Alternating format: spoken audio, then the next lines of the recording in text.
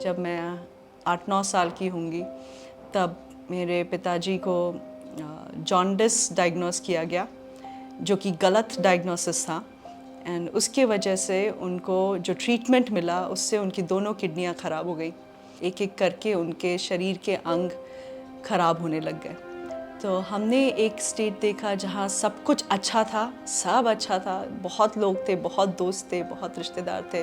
और उसके बाद जब मुसीबत आई, परेशानी आई, दिक्कतें आई, तब हमारे आसपास से सब गायब हो गए। एक समय आया कि बिंदिया को लड़की होने का गम हुआ।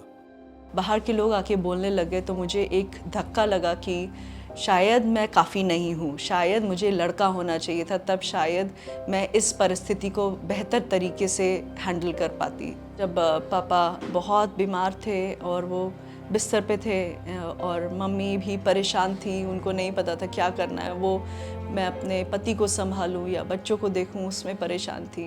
एंड मैं ऐसे सोचने लगी कि क्योंकि मुझे नहीं पता मैं कैसे चीज़ों को बदलूं, वो सारी चीज़ें मैंने एक तरीके का गुस्सा, एक तरीके की नफ़रत अपनी परिस्थिति से और इस परिस्थिति से बाहर आने के लिए वो एक सोच मेरे अंदर आने लगी। और क्योंकि मैं अपना गुस्सा किसी पर उतार नहीं सकती थी, वो गुस्सा फिर पलट के मैंने अपने ऊपर उतारा।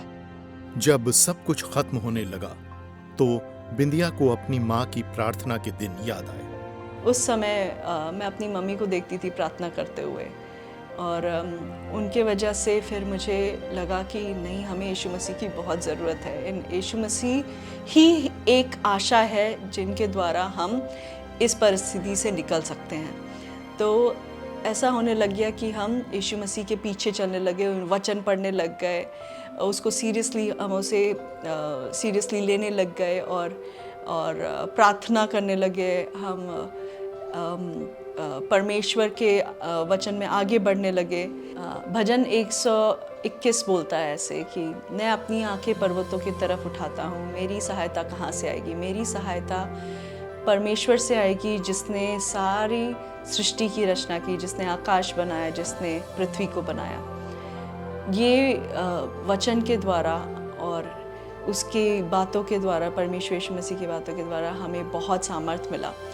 कुछ समय बाद जब बिंदिया ने अपने पिता को खो दिया तो परमेश्वर की मदद से और उनके वचनों से आगे बढ़ने पाई। पापा के इस दुनिया से जाने के बाद मुझे बहुत अकेलापन लगा। वो एक कमी हमेशा खली, पर मेरे पापा फिजिकली नहीं थे, शारीरिक रूप से नहीं थे, पर मेरा स्वर्गीय पिता मेरे साथ था। क्योंकि यीशु मसीह साथ थे, क्योंकि उसका वचन साथ था, तो उसका वचन से हमने उस आराम को पाया, उसकी शांति को पाया, जिसने हमें सहायता करी कि हम जब वो परिस्थितियाँ आ रही थी तो हम एकदम से हिले नहीं, एकदम से डगमगाए नहीं।